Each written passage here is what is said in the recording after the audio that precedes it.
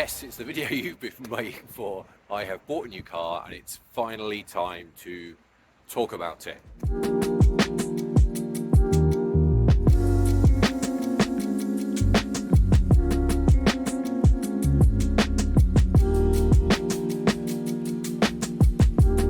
I know, I've been promising this video for ages. It's been really difficult to find time to record it and to find a place. Hopefully the sound isn't too bad here. You'll have to excuse me, I'm wearing a shirt for once. It's probably the smartest I've ever looked in a vlog and ever will look in a vlog. I just wanted to do a quick video and I did it while I left work, so we had a background that wasn't the parking under my building at home. So I'm just going to do a quick discussion while that small car drives past, which is a Chevrolet, just to talk about what I've bought and why I bought it. You've probably realised by now that it's a Peugeot 208, which is not a very Middle Eastern car to buy. So why did I buy a Peugeot when I live in Saudi Arabia? Well, if you don't know already, up until recently I have been driving a Clio 197 from 2009. Got some history with Renault Sports. That was my fourth. I started with a Clio, it's getting windy, started with a Clio 172 Cup in 2013, I think it was, or 14, which kind of got me the Renault Sport bug, so I had that for a few years. Then I had a Megane 265, then I had a Clio 197 back in the UK, a racing blue one, and then when I moved here I needed a car. I didn't want to spend loads of money, wanted something vaguely interesting. The Clio came up, so I bought it. Had that car almost a year, and the problem with it is that its equivalent of the MOT has run out, or was about to run out, and I needed something else. I thought, let's just have something new, because used cars here are not great generally.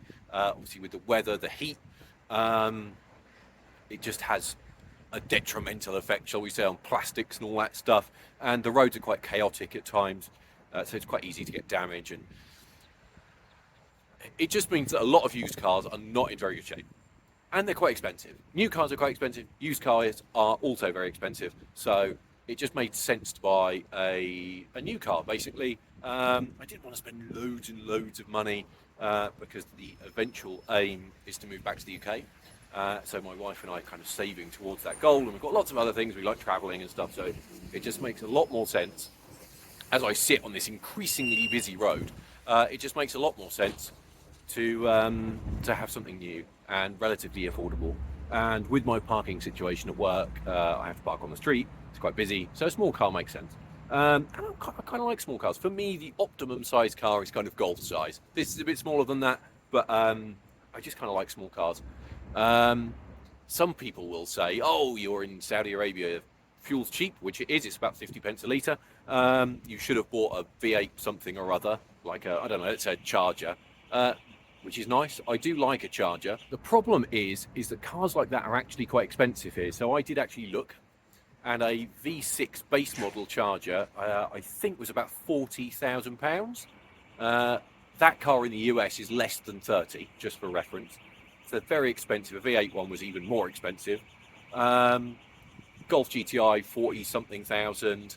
Just cars here are quite expensive, and that was off-putting. Just didn't really fit with what I wanted right now. So that was that. That ruled a lot of stuff out. I did look at a Abarth 695. Again, very expensive here. I can't remember the cash price equivalent, but it was about £450 a month, which is a lot more than this. And it just didn't seem worth it for a car that is under the skin, really old, very, very tiny. And while I'm sure it would have been fun, it was just a no. The other thing I considered was a GR86, and they are actually cheaper than they are in the UK, very slightly. But with my situation, I needed something relatively quickly, and the Toyota dealer here could only basically say 4 months, maybe. So it just wasn't going to work, and that led me to the 208. So let's talk about reasons why I have chosen a Peugeot 208 exactly. So the reasons behind this car were actually several. Cost and size, are obviously it fitted the bill in that respect. Oh look, another car. I need somewhere better to film, don't I? So yeah, cost and everything, it fitted the bill. It also seemed to offer good value for money, to be honest. So this car, it's a GT model. So it's basically you only get 2 trim levels. So you get active and GT. There aren't really any options apart from colour. It's not how they do things here. You either get like normal or full option. He says as the wind blows, because most people just go full option. They either want cheap or high end, and that meant full option was obviously the only one. And there's only one engine here. You can only get the 1.2 litre PureTech 130 horsepower, which is what this is, obviously. And there's no manual option. So choices are very limited here. Car buying is quite simple in that you just don't have very much choice. So, I mean, it's quite good in many respects, though, because this being the GT, it has kind of everything. So it's panoramic roof, it's blind spot assistance, it's half leather, it's LED headlights and all that stuff. So it's got lots and lots of stuff on it. No options to worry about. Obviously, I managed to get one in white, which I'm quite pleased about because I think it's one of the nicer colours. Basically, I could have yellow, white or blue. Wasn't a big fan of blue. The yellow I ummed and ahed about, but in the end I went for finance white because I actually think it looks really good. My favourite thing about the current 208, or this isn't the current 208 now, is it, because there's a new version, is what it looks like. I think the styling of this car in small car terms is absolutely brilliant. Ford have killed the Fiesta, but they ruined it with the last facelift anyway. The Polo is boring, the Clio's boring, and now it's got an ugly face. I just think this is a really, really nice looking car, and I really like that, and I think white actually shows off the design. I really like the LED bars in the headlights and the kind of lion claw things they call it that go down into the bumper. I just think there's some nice details. So from that respect, I really like it. The interior is nice, but we'll come to that in a minute. And I think, honestly, some people will say that it was a downgrade from the Clio, and I get that. But you have to factor in a couple of things. This is turbocharged, so in reality, in the real world, it feels just as fast as the Clio because it's got torque, and obviously you have to rev the Clio to get it to go. And driving manual transmission cars in Jeddah is a complete waste of time. The traffic is dreadful. The roads are straight predominantly, so you might as well just have an auto. So it's just a much nicer car. It's quiet, refined, Bluetooth, lots of things that the Clio didn't have, and that just makes it a really much better daily driver. So I think that's kind of it. Should we do some facts? Does 0 to 60 in 8 point something, I think. Don't know what top speed is, don't care. It's got 17-inch wheels. It's got nice black wheel arch extensions. There'll be some B-roll of what the car looks like. As this very noisy Mitsubishi goes past, I definitely need to find a better filming location. I think we'll stop filming outside for a moment and jump inside. Let's have a look at the interior, because that's where I spend most of my time, and that's where some of the most interesting features are. So let's have a look inside. So welcome inside the 208. I will switch the camera in a second and show you some features and what it's like, because you can't really see much apart from my face, can you? Apologies that things are a bit wobbly. I'm freestyling with a selfie stick, but obviously one thing you can see from here is that it's quite dark. Everything's black. We've got a panoramic roof, which is a nice little feature. Obviously it's a bit of a mixed blessing here because it gets so hot, but I think the best thing we can do is just flip the camera around. I'll hold on to it, and then you can have a look at some of the features and stuff that I like and stuff that I don't like so much, and then we'll talk about things that might happen in the future. So this seems like an appropriate place to start, because this is, I think, the most controversial thing about modern Peugeots. So the camera, I'm cheating a bit, the camera or phone, whatever, is a bit lower than my face. I'd be up here, but you can see the problem, can't you? So in most cars, you would look at the dials by looking through the steering wheel, but on a Peugeot, they have a flat top and bottom to the steering wheel, because the idea is if you come up to my eye level, you look over the steering wheel. It's called iCockpit. It's not for everyone. I'm 6'3", and for me it's okay. I can see over the wheel. The bottom of the screen is cut off, if I'm honest, but I can see speed and range and all the important stuff. One thing that is interesting is that the Corsa, Vauxhall Opel Corsa, depending on where you're from, is based on the same platform as this, same body shell, same engines and everything. But with the Corsa, they have used a traditional dashboard arrangement, so you look through here, and it has a round wheel. I think I would prefer that overall. from a usability perspective, but I must say generally I quite like the interior of this car. You've got, let me just show you, you've got, let's go up here, let's go through the wheel. Look, you can change the screen, look, so you've got some personalization options, which I haven't really messed with, to be honest. So you can change what the dials look like. You can go to navigation, look, and have the sat nav on here. The screen's a bit dusty, I apologise. The car in general is a bit dusty, to be honest, because I've been having to go to a site. So yeah, so you can have that all on the screen. I tend to just have it set to the factory dial setting. Obviously you've got central touch screen, and down here you've got some buttons like piano keys, so these control the main functions. You've got some shortcuts up here to various things, so if you press behind that button, it takes you to the navigation, for example. You press behind that button, it takes you to the radio. If you press the screen with 3 fingers, like so, it takes you to a menu like that. So that's quite nice. Generally, I think the interior is quite posh, though. It's quite smart. So being the GT model, you've got half leather, relatively supportive seats in quite nice material. You've got some green, yellow stitching here. Let me zoom in across here. You've got mood lighting. You can change the colour of this. So this is in the doors, in the dash. It's not that easy to see in daylight, to be honest. But if I just jump in, bear with me, stay quiet for a second. Let me find the settings, mood lighting, settings. Sorry, I'm just doing this. So if you go into this, I should have showed you this to begin with. Look, so you can set the colour. So right now we're on red. You can go to the kind of greeny colour that matches Peugeot's theme. You can't see it brilliantly in daylight, so that's quite a nice feature. I have it on red. You can also change the colours of this, the backlighting for the dials. I think you only have 3 choices: blue, the yellowy green colour, and red. So I've just gone for red for everything. So that's quite a nice feature. One unique thing about this car compared to a UK spec car is this, the gear shifter. So as I said, the car is an automatic. That is because manual cars are just not a thing here. But weirdly, sorry, I just put my fingers in front of the lens.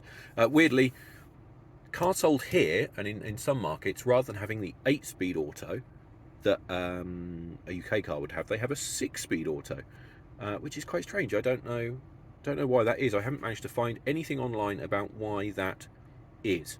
So yeah, an 8-speed car would have a small sort of switch shifter that's a bit more like the handbrake switch. But this one has a more traditional automatic gear lever.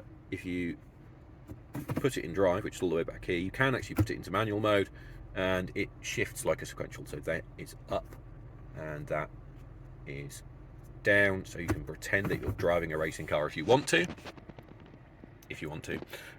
So yeah, it's quite nice inside. I think I'm quite impressed. I think compared to a lot of its rivals, it's quite nice. I've driven Polos and things, and generally I don't think they're quite as funky as this is.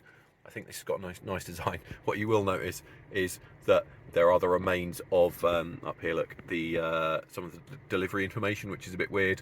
So I think we'll switch so you can see my face, and we can talk a little bit about that and just some of the oddities of buying a car here in Saudi Arabia.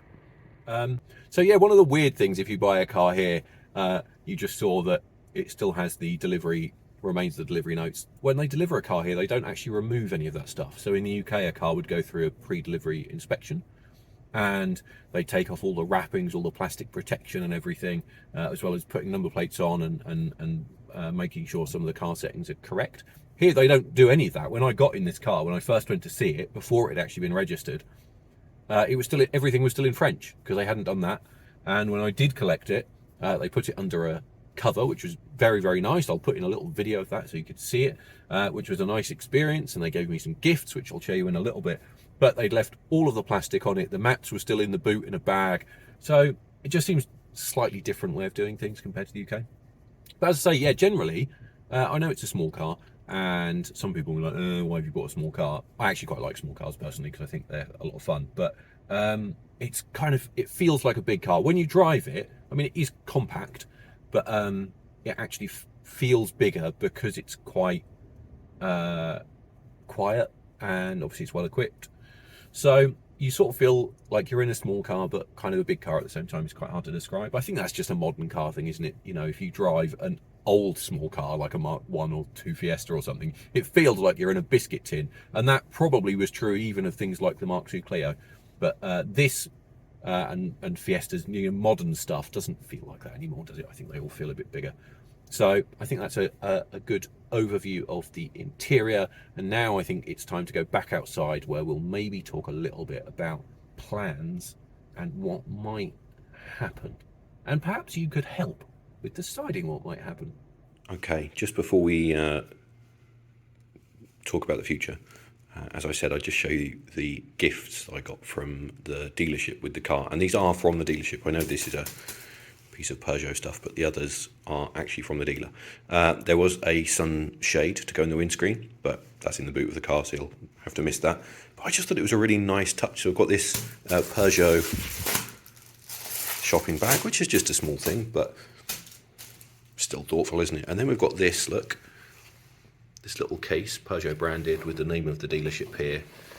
And you open that up, and there is a, admittedly not super expensive baseball cap, but there it is.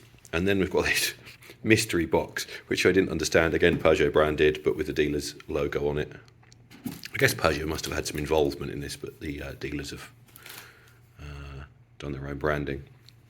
We open the mystery box, Peugeot, and there's a bit of a clue as to what this is. Some gloves for gentle handling, some instructions for assembly. And you take out one piece of foam, which has a screwdriver, and then you take out another piece of foam, and there it is. A lion. I'm not going to get it out completely. Some screws, and I guess there's a base in there somewhere. It's just a little lion ornament.